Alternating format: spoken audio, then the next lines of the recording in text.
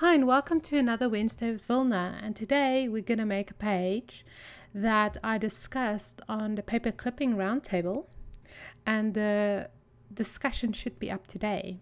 So go over there and listen to it. It's quite fun. We're deconstructing our scrapbook process, and I'll tell you on the exactly how I made this page, but on the video I'm going to show you. So I'm starting off with this die cut. It's a lovely cut by Jen Kincaid. She designed it, and I decided I want to make it a background on my page. As you can see, I'm painting it with acrylic paint. So I'm painting it rather thickly. It took quite a bit to dry. I used watercolor paper, which is my favorite to do die cuts on, especially die cuts like this. And I'm just using Liquitex acrylic white paint, and you can see I'm painting it, and I'm making a little bit of texture with the paint. I don't think you can see it as well in the video as you can see in the detail shots of the page itself. So there's impasto here and there, and once it's dry we're going to make the page. So just set it out flat and let it dry somewhere where you won't get everything full of white paint. Right, so once it's dry we're going to play with it some more. So I didn't record the video up to this point because my memory card was full. I almost said my credit card was full. So what I'm doing is I layered some of the notes and things frames over the photo, and I'm using some Maggie Holmes and Chamel embellishments to see what I want to add. The background paper behind the die cut is also from Notes and Things, and it's a piece of paper called Signed, and it's just basically squares with ambersands on it. And I just found that the background looked lovely, like someone on the paper clipping roundtable said it almost looks painted, and that's really a serendipity, but I wanted something very subtle. So I haven't adhered anything. I just cut my die cut smaller. The width of the page was 11 inches, so I just made the height 11 inches as well.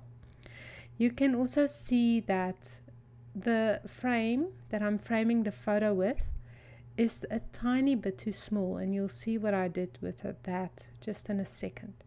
So I'm placing embellishments, I'm seeing what's working, what's not working.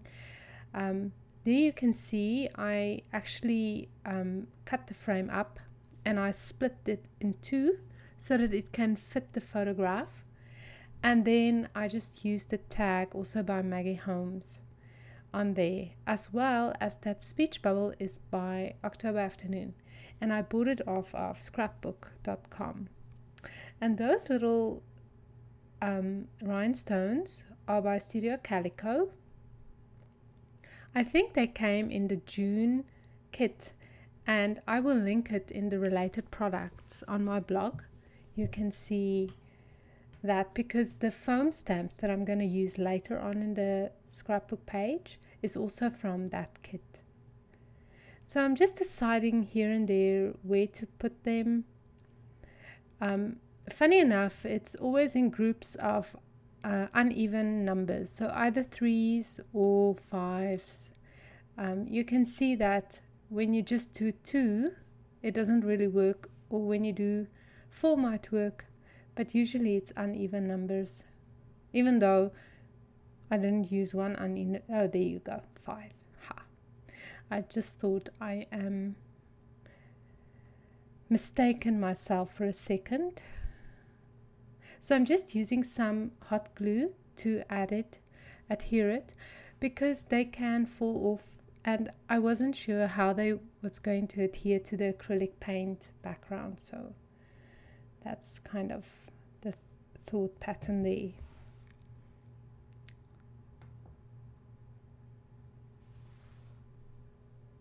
The photograph was picked to work with the page, and I think it just works wonderful with the page because it's so soft and the colors are more or less the same. Those gold labels are also from that kit from Studio Calico, and just look in the related products. I will link it there. So I'm seeing what else it needs, and in the end I just put it back, that chipboard sticker. And now you can go ahead and adhere the background a little.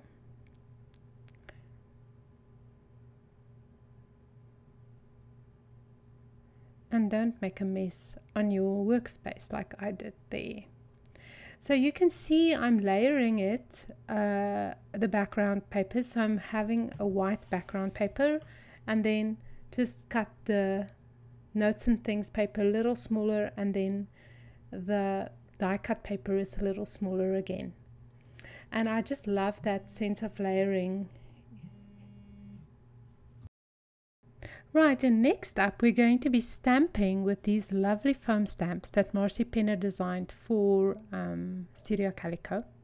And I'm going to use pink and red. So beautiful acrylic paint. And I'm going to mix a little of the darker pink into the lighter pink, just to get that beautiful pink. It's almost the same color as the speech bubble.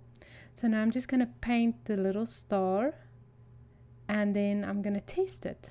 And look how pretty it stamped there, but just do it on your page and of course it won't be perfect at all like that.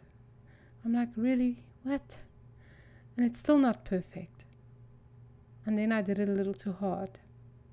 But the trick is to paint it and just lightly stamp it. So I don't want to overdo it, but I want some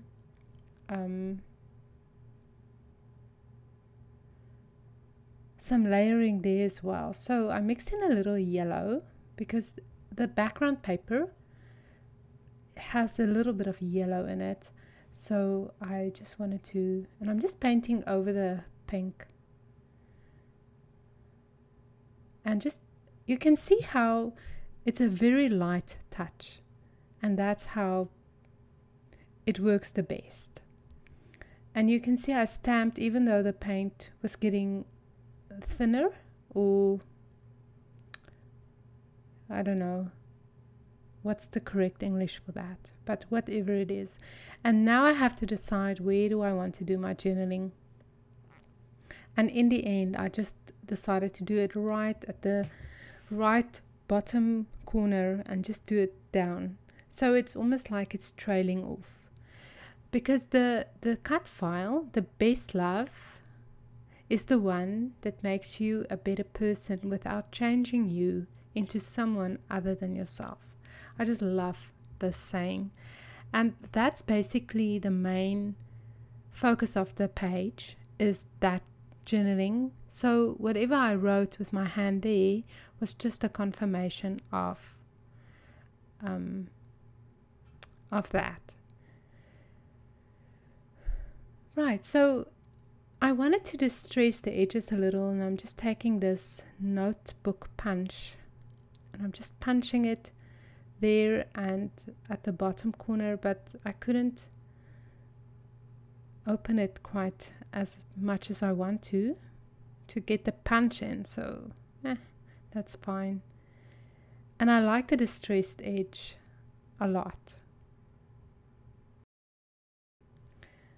Here you can see on the video a little better the texture of the acrylic paint.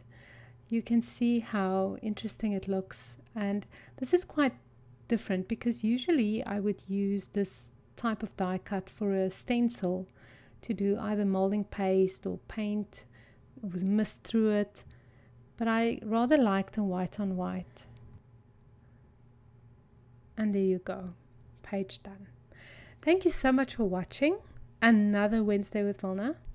And this week my big picture class opens up, art and design, on bigpictureclasses.com, and I'm very excited for it to start, and I hope you join me there. And I'll see you next Wednesday with another video. Bye bye.